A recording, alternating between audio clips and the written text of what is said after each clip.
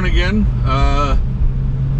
This is the second video we've done, and it wasn't the one we planned. What we planned to do was to do one on a Compass Trailhawk, and then we had planned to do a couple of other ones, and life gets in the way and vehicles get sold and plans change.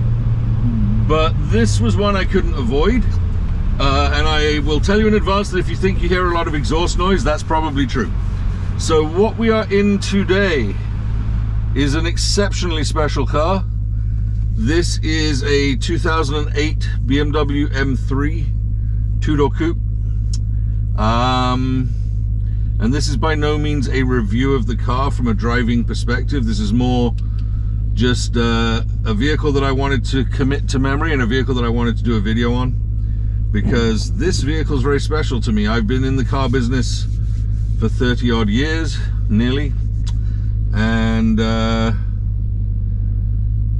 this is my brother's car. So what happened was, he contacted me and said that with his impending retirement, he wanted to have a summer car that he could enjoy, that under no circumstances was I allowed to drive in the rain, and that what he was really looking for was a V8 M3 in a nice condition one.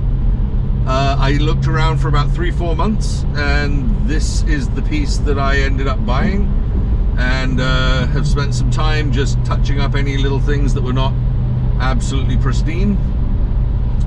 And so here she is. She has 85,000 kilometers, just over 50,000 miles, and it is white exterior, black interior, has the M Sport exhaust package on it.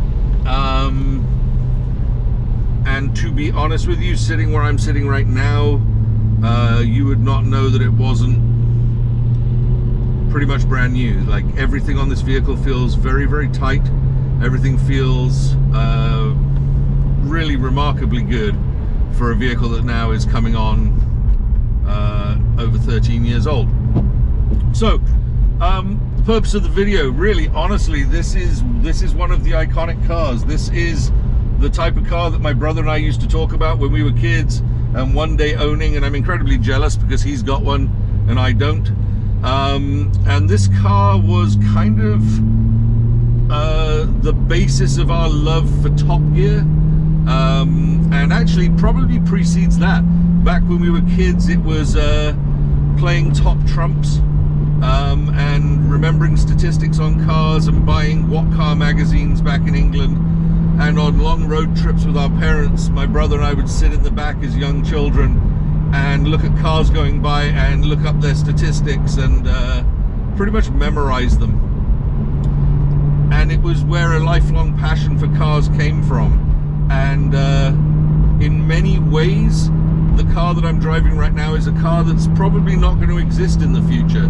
It's a small, lightweight V8 in a sports car, and unfortunately these are now going the way of the dinosaurs. They're going to be replaced by the hybrids and the electric cars and everything else that we see.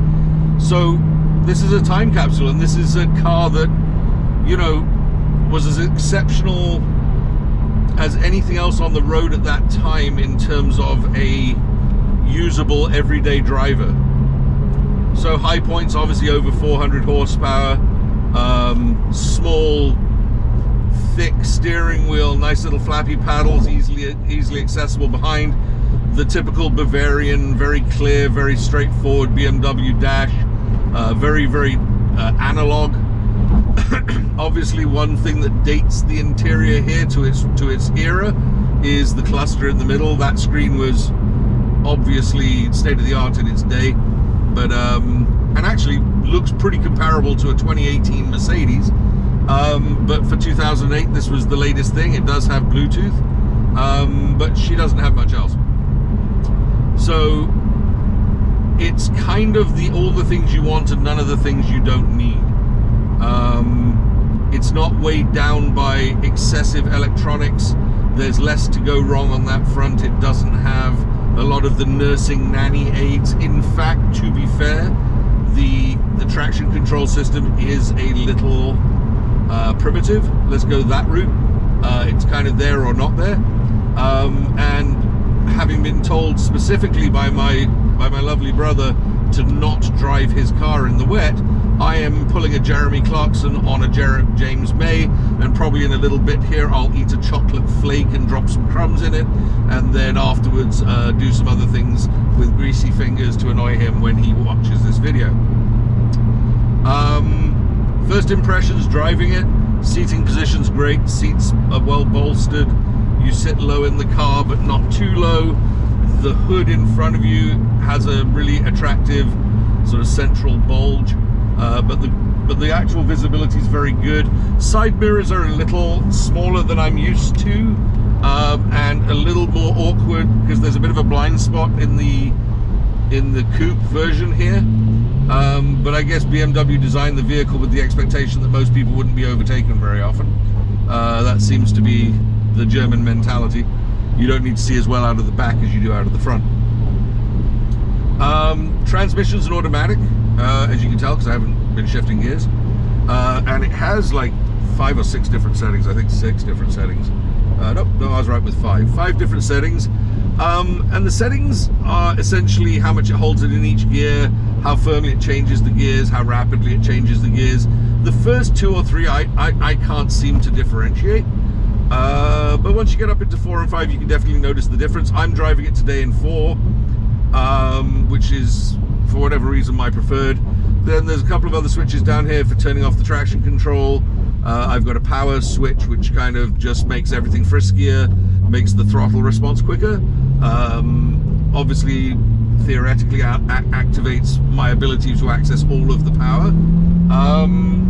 And other than that, she's really simple. Like, I had a couple of higher end BMWs myself, including a X5M, and it took about 15 minutes of sitting there and playing with things to get it set up. This one's not like that, and it's actually really nostalgic and really refreshing. Like, I'm sitting in this car, and I've driven this car a sum total of about 6 minutes before the video came on, and I already feel like I'm comfortable. Everything sort of feels pretty natural with it. Yeah, it's a really easy car to drive, and a 400 horsepower car shouldn't be this easy to drive. It should feel awkward and twitchy and, you know, irresponsible and catching every groove in the roads, but this one just doesn't. It's very docile. It doesn't feel that different from, should we say, a 328i in terms of driving around just regularly in town like this. Obviously the engine noise is a bit of a giveaway, the exhaust sounds a bit of a giveaway, but it's eminently drivable. This is something you could jump in and go to work every day and really have very little concern. To me, and my brother and I disagree on this, I still prefer in some ways the model prior, the inline 6, which undeniably was nowhere near as quick as this. I mean, it's almost 100 horsepower less, but it's even more nostalgic for me. It's even lighter. The handling response as a result feels, to my driving style, even more exciting because it feels more stripped down and more athletic. But this is no slouch. This doesn't feel heavy in any way, and again, as with most of these cars, when you get up into this realm, you're splitting hairs. But this M3 is the benchmark, and I mean, if you go back to those Top Gear episodes, 2002 onwards, the new series Top Gear, I remember vividly when they did the road tests in Spain, and Jeremy was driving his driving the C63. May had an Audi, and I think Hammond was the one who had one of these, and they were all teasing him because they said, well, this is a car that marketing directors and guys in white rimmed sunglasses would drive. I believe a Cox car was how they referred to it, but they all agreed that it's just superb. The feeling you get when you're driving it at speed is that you can direct the car exactly where you want to go at all times. There's no overhangs. You feel like your feet end where the headlights are, which isn't true. Obviously, there's a bloody great motor in the way, but that's what it feels like. The way that the hood drops away, I'm relatively, close to this car in front. I'd say maybe 6-7 feet, and I can see the bottom of his tires in front of me. Now, if I was in a Dodge Charger, I'm lucky if I can see his license plate. So what does that do for you? Well, if you've driven like a Golf GTI, this has that sense of chuckability. It has that sense that you could slice through traffic, or that if you were on a track, you would hit the apex every time, because you can see everything that you need to see. And the sense is that the bonnet bulge is accommodating where the core of the engine lies, so it's able to slope away at the sides and give you this excellent visibility. And maybe that's part of what I feel when I look at this, the side mirrors, is that excellent visibility here is not matched by excellence of visibility on the sides. But again, personal preference. As for the transmission, which I was talking about before, I've expressed a couple of times to close friends of mine, I am not as fond of the SMG as I am of some of its competitors. I think the DSG and the Volkswagens, I find a superior transmission, but it's by no means bad. I mean, it's good. It just isn't. I don't find it adapts to my driving style the way that the others do, and I find that sometimes I can catch it out if I go on throttle, off throttle, and back on throttle again. Sometimes I'll catch it where the mapping doesn't know quite what to do, it's not getting the right information, and then it'll hesitate between gears, or sometimes do a double gear jump. So then, for example, if I was in 4th or 3rd, it double shifts down, then you get kangaroo gas jumping forwards, and you have to moderate your throttle in order to get it to smooth out again. Doesn't happen as much again if you're in modes 1 and 2, but the higher up the modes you go, the more likely it is that you're going to have something like that happen. So the solution's relatively simple. You just pop it across into manual mode, and then once you're in manual mode, everything's done through the paddles, and you get to override or decide and basically avoid that mapping issue. But it's happened to me a few times. It doesn't bother me, but it's definitely something that you can tell is there. So is it as good as the DSG? I don't personally think so, but it's definitely no slouch, and it's not a reason not to want one. And really, it's the one thing in the car that I would kind of pick at. But let's get to the other side of that question. If I was buying one and I had a choice between a manual and an automatic, in this particular car, I would buy it with the automatic. If it was the previous model with the 6-cylinder, I'd be tempted to do the manual. And here's the difference why. The inline 6 didn't deliver its power with much torque curve low down, so when you drove it, you felt like you had to row through the gears a lot.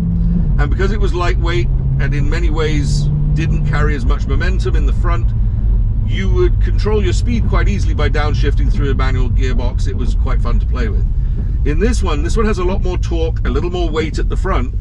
I suggest that makes it more suited to an automatic style driving. This thing can create lots of speed without necessarily pulling large RPM, although to be fair, it goes up to 8,000 RPM, which for a V8 is quite exciting. But the chances that you would ever use that without actively meaning to is zero. This thing pulls so well from lower RPM that you can do quite obscene speeds without going too high in the rev counter. So that's kind of like the performance overview. From a personal perspective, as I said, like, this is pretty special. This is the car that my brother has wanted for a long time. He's had some lovely cars. He has some lovely cars, but this one will probably be used largely for trips with him and his fellow golfists, or maybe the odd trip down to Oregon or something like that, some lovely couple of week buzz down the coastal roads, and I can't think of many nicer cars to do it in. So this is something that sort of has a particular resonance for me. And the M3s have been around for such a long time now that we've grown up desiring them, and it really hasn't changed. I've recently been driving some cars that are on the higher end of the price spectrum, and surprised myself with how little I enjoy driving them.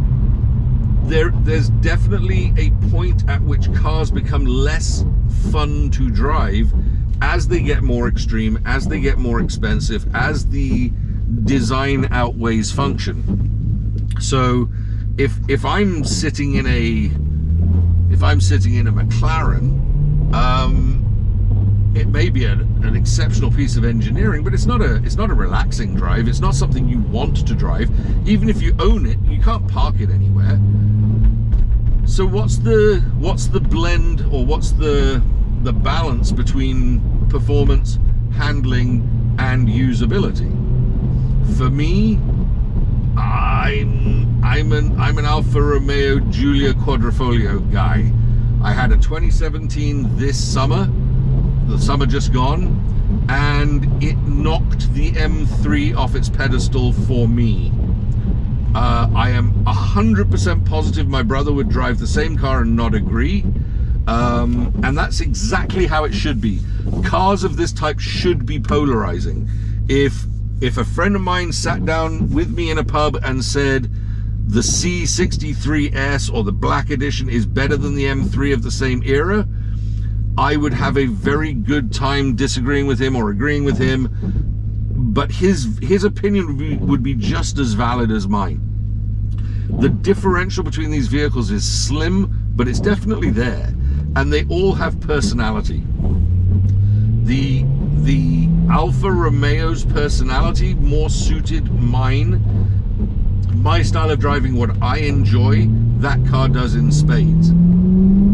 This car is slightly more languid. It's slightly more refined, I think would be a good word for it. Everything in here is truly Germanically brilliant. Like, there is no vibration, there's no buzzing, there's no creaking. The Alfa did all of those, and it was 9 years newer. The Alfa literally felt like at any given time, if I gave it full throttle, the engine would quit. But man, was it fun doing it. This doesn't feel like that. This feels quite responsible and quite grown up. This is sort of a, this is a merchant banker who does some sort of naughty dancing on the weekend. Like, it can do it, and it can probably do it every bit as well as the Alfa, but it's a bit more schizophrenic. So it's got that sort of 2 personality modes, or maybe even 3 personality modes. The Alfa's just straight insanity right off the bat. And for example, the Alfa exhaust is either silent or embarrassing. Well, when I say embarrassing, quite fun if you're on your own, but if you're sitting next to somebody in traffic, quite embarrassing, because as soon as you go past a certain point, it opens the active exhaust and it's just and really loud, and not even actually a particularly lovely sound. Then people say to me, well, you could put an Akrapovic exhaust on it and then it sounds amazing. Yeah, it does, but now I'm spending 7 grand for acoustics, or 10 grand for acoustics. This, on the other hand, with a relatively straightforward motorsport exhaust on it, sounds great. Like, it sounds lovely, and it's not offensive, and it's not particularly shouty, but it's not quiet by any means. And the loveliest part of this one is on the downshifts. Like when I get up to a speed where I can demonstrate, the downshifts in this vehicle sound fantastic. The rev matching, the little blip, the little bit of overrun, oh, it's a delight. To the point, actually, where one of my employees the other day said that if he could have picked any vehicle that he had been in so far since he started working for me, just from that perspective of sound alone, this would be on his list. And I agree with him. Like, it's definitely part of the experience. And if you're buying a car like this, in my last video I talked about how good cars should have good sound systems, for example. Definitely a car like this, most of us are not good enough drivers in safe enough conditions to get 70% of its ability out. This car can do so much more than my lead hands and lead feet can make it do.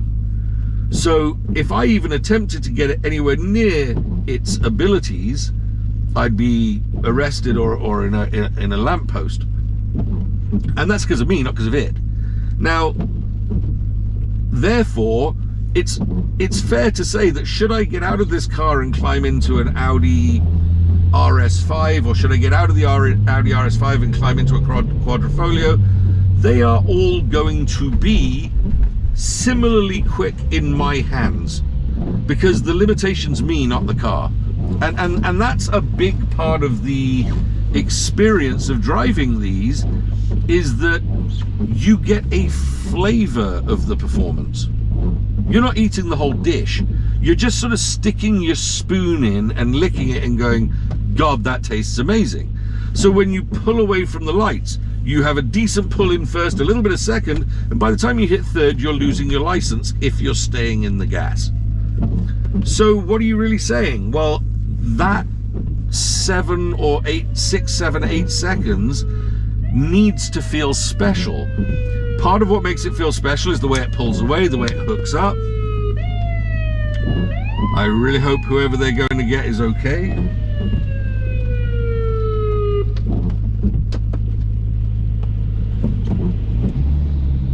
Part of it is how it hooks up and how it accelerates, but part of it's that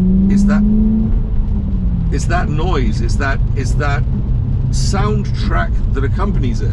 And if you don't believe me, watch a movie with the sound off. It's not the same experience. This is a complete package, and for that reason, I have no critique of people who tell me the C63 is better than the Audi, because I do genuinely think that the C63's engine sounds nicer than a 2.9 litre turbo. It's not what I would necessarily choose, but it's a valid reason to like it. And again, I'm emphasizing, before people put it in the comments section, I'm emphasizing that because we don't drive it at the limit. Now, if you happen to be a person who's buying these and taking it to the local track on a weekend, completely different conversation. There's a whole bunch of different metrics that I would take into account. But for the everyday guy who's sitting there at home and thinking, I've always wanted an M3, I wonder what it's like to drive it, this is going to accompany everything you do with exactly the experience you want it to give you.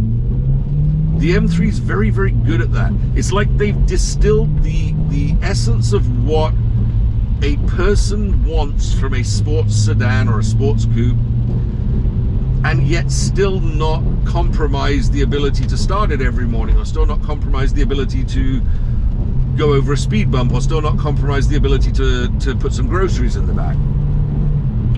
And it's that perfect balance of the right performance, the right sound, the right tactile feel, the right steering, the right seating position, the right ergonomics. Nothing in here is particularly strange or fancy, but everything works exceptionally. And again, it feels somewhat like the transition of buying a Golf GTI and then going into a Golf R. It's more Golf. This is more 3 Series, but it still has 3 Series architecture and underpinnings, and it's clear that it does. It just has some pretty exceptional adds. The other thing that I wanted to kind of express about this is these cars are very hard to find in a condition where they've been well respected. The life cycle of these types of vehicles tends to be primary owner, who then, let's assume they're not keeping it for a long protracted period of time, because most do, but the primary owner gets rid of it 4 or 5 years in because they want the next model or they want the next upgrade. The secondary owner is likely to have given it some good love and attention, but by the time these things get to be 9 or 10 years old, they're either treasured, coveted items in a collection, or they have been passed into the hands of people who should not have them. And what I mean by that is these vehicles need good maintenance. The brakes are slotted, drilled rotors. They are soft, intentionally soft compound brake pads. So the pads wear quite quickly. Heavy braking will tend, even with the slotting and drilling, to create some warpage. So it's not uncommon to get into one of these with low brake pads, or the pads have been replaced with cheap replacements, and the cheap replacements are generally not of the same. They're generally not of the same material as the original OEM products. So now what you have is a relatively hard compound, which then causes more heat, and that additional heat and less good braking dynamics, but that additional heat now creates some warpage in the rotors, and the rotors are really expensive. So if somebody's not spending money on these front rotors and front pads on one of these Canadian dollars right now, you would be expected to pay somewhere between $1,700 to $2,000. The engines have relatively fine tolerances. They should be run with the correct oils, etc. If you do not maintain these vehicles, they will bite you back. So it's not uncommon to buy one of these and they have some undesirable engine noises and so on and so forth. So if you are thinking about going out and buying one of these, first of all, put a high premium on buying one which has good maintenance records, or one where you know its history intrinsically. Secondly, do not hesitate to get it inspected by experts. When I bought this vehicle for my brother, I had it inspected by a local BMW specialist, and the thing that made me convinced that this was the one for him was the fact that their senior technician called me up and asked me how much he could buy it for. That's the kind of endorsement that I want when I'm buying something for family. And with that comes this caveat. It is entirely possible that even though I have taken every precaution, and I have 30 years of experience in this business, and I have worked on the service side of this business to the point where I'm probably as experienced as almost anybody you're going to find, the reality is this car could have a major malfunction next month. There is nothing I can do to prevent that. There's nothing I can do to predict that. This vehicle operates entirely perfectly now. But that's the balance. The reason why 911s are treasured as purchases is because you can often put 150,000 kilometers on a Porsche 911 with relatively little fuss or bother. The truth of the matter is, these are by no means bad, but any major repairs are going to be expensive, and you just have to acknowledge that when you buy them. These are not massively expensive to purchase, but they are expensive to keep on the road. So if you're stretching your budget to buy one, you're making a mistake, because the reality is part of the cost is in the future, not just at the time of purchase. Now that sounds like an obvious statement, but you're buying a $35,000 car that can perform very handily alongside $100,000 modern vehicles. This is an absolute performance bargain. Absolute performance bargain. If it was a dry day today and I was in Italy or Germany, I would be driving this thing at speeds that it would be hard to keep up in most regular modern day cars. And it would do it with such ease and such aplomb that I would think I was a better driver than I am. Having said which, would not be difficult to have an engine problem with this vehicle and pick up a $7,000 or $8,000 bill with no ability to predict. It equally might do the next 50,000 kilometers without a hitch. It is one of the reasons why it's so hard for people in my profession to buy and sell cars to family, because we know without a shadow of a doubt that we could do everything right, and yet still have an outcome that is not what we want it to be.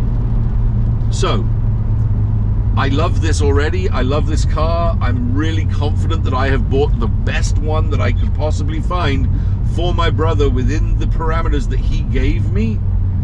And I hope she treats me and him well, because he deserves it. This is a car that he has wanted for a very long time, and to be very honest, he has been super patient in treating himself, and nothing would make me happier than if this car meets all of his very exacting expectations. Couple of things I would also caution for. This is kind of advice for the potential buyers out there. Pay good attention to things like tire wear. Pay good attention to not so much what the tire depth is, but how the tires have worn. These vehicles can have a tendency to be driven, should we say, enthusiastically, and then if they hit potholes or they hit or clip curbs, the alignment is one of the first things that goes. Common things you'll see with a vehicle that may have problems, even if the rims have been repaired and the rims are not rashed themselves, if you see shoulder wear on the tires where the sides of the tires are worn more than the center of the tire, that is something to be concerned about. The other thing I would strongly suggest to you is, if you are buying a car like this and the person has chosen to put aftermarket off-brand tires on it, that is a person driving an M3 on a budget. Be very cautious with that vehicle. These vehicles are designed to a specification, and anybody who truly likes them and truly looks after them and is a good owner is likely going to be selective in what kind of tires he puts on. Doesn't have to be a Dunlop, doesn't have to be a Michelin, but at the very least you want to make sure that the tires are properly rated, wired a minimum, and that these tires are, should we say, indicative of a person who cared about their vehicle. Back to the driving experience now. You can see we're sort of out of the traffic. Gives me a chance to experience the vehicle in a slightly different function, although we're still obviously in town at town speeds.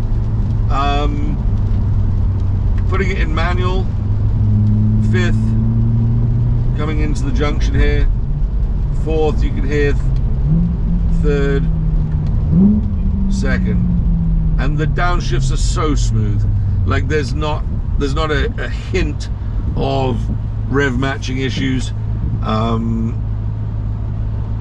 Everything about how the transmission engages is predicated on how you're driving it, really. Like what RPM are you downshifting at, how much are you braking at the time when you're downshifting, and so on. So even in automatic mode it will do the same downshifts, because it's essentially adjusting according to how you're driving, how aggressively you're driving, etc. But it's a really lovely sound. The transmission really does allow you to get a sense of manual, but with all of the convenience that the automatic brings. There's no stretch on the transmission. There's no lag between engine RPM, throttle input, and movement. So the clutches themselves engage very strongly and allow the vehicle to feel quite manual. And as I say, if it wasn't for that slight mapping error, it would be everything that the DSG is. I just personally slightly favor one over the other. Wet weather, obviously this wouldn't be my preference for a car like this. It is rear-wheel drive. Rear-wheel drive cars require some attention and some caution, especially when we've got rain like today, and we haven't had rain for 10 days. There's an oiliness to the road that you feel in a car like this that you don't necessarily feel when you're driving a Camry or an Accord. You can feel a slippage, and part of that is just how responsive and how tactile and how communicative the steering is. I can literally sense how the vehicle right now is finding its way through the ruts in the road that I don't feel in other cars. It's a fingertip sensation. It's not taking me across the road, but it's like a light frisson. It's a light vibration under the fingertips that tells me that the car is sensing small variations in the road surface. Now, at the speed I'm driving now, it's not even useful. It's by no means distracting, but it's not even useful. But if I was driving this car in earnest, it's that communication from the steering to the fingertips that allows you to drive cars fast with confidence. And I don't think for 1 second that a car like this is going to be driven hard enough to really find the boundaries of that by myself or my brother. But you get a sense of it. You get a sense of how competent it is. You get a sense of the fact that even when you're going at a rate of knots, there's a lot more to go, and that it's so happy to do it. Like, these cars are clearly built for highway speeds, for autobahn style driving. And yes, in the wet, high performance flat tires are not probably the greatest thing to want to drive in.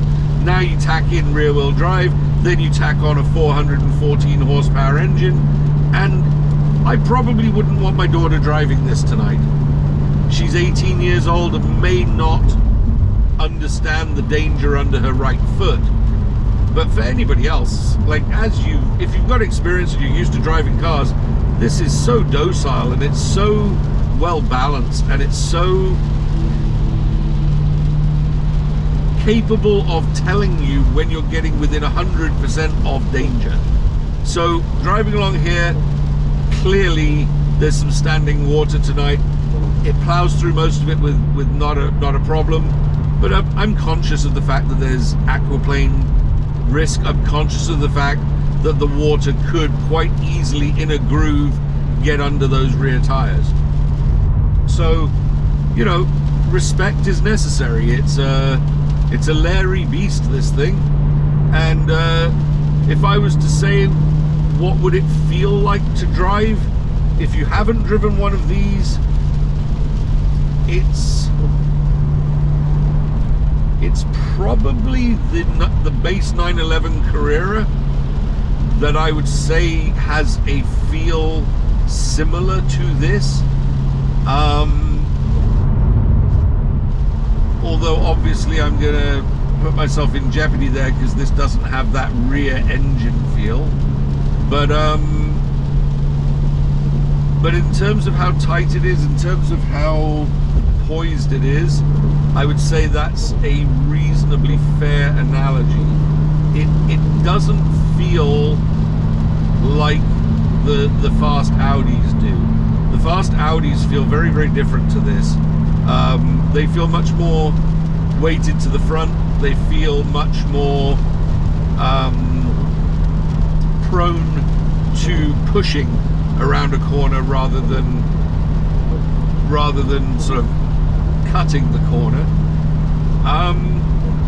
But I would also say on a night like tonight, the Audi would be a more confidence-inspiring drive, not just because of the all-wheel drive, but just because a little more weight is over the front steering wheels, whereas in this it has the sort of traditionally classic M3 50/50 weight. That slight weight bias towards the front does give a sense of confidence in the wet. But I'm not really, you know, at a speed where that's a concern for me tonight. Other than that, visibility, you can tell the age of the car a little bit. The headlights are not strong. They're not pitiful, but they're not strong. The new LEDs, the new HIDs are clearly far superior for challenging weather conditions. But that's also what makes them deeply annoying when the weather's clear, because they're very bright for the drivers in front of you. But on a night like tonight, yeah, the road could do with a little more illumination. Other than that, really, honestly, I could be driving a $100,000 sports car right now from 2018 or 2019, and it would be a very similar experience all the way around. Indulgent today, I appreciate that. Probably a little distracting for me, just the emotional attachment that I have to this experience tonight. And I think I'm gonna kind of wind this down by just saying that behind every single person who truly loves cars, there's a long love affair that probably started in childhood with pictures and posters and magazines and car shows, and we all kind of share this kindred spirit where we've all watched Jeremy, James and Richard on their crazy experiences, and we've all felt slightly wistful about the opportunity of one day putting ourselves in the position that they're in. And you know, right this moment I'm experiencing one of those sensations of being in a car that's a true classic and a true icon of its time. And I think back to where I was in my life when this was brand new, and I would have given my left arm and most of my left leg, because this being an automatic, that would have been okay, in order to buy one of these. I would have given anything, and I wouldn't have been disappointed. It's everything that I thought it would be,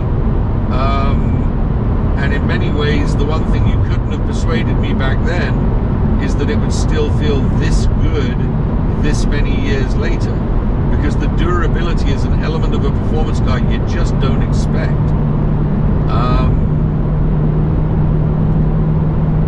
Yeah, it's unfortunate that my brother's going to watch this video and then be mad at me because it's raining. I hope he forgives me. Daryl, forgive me.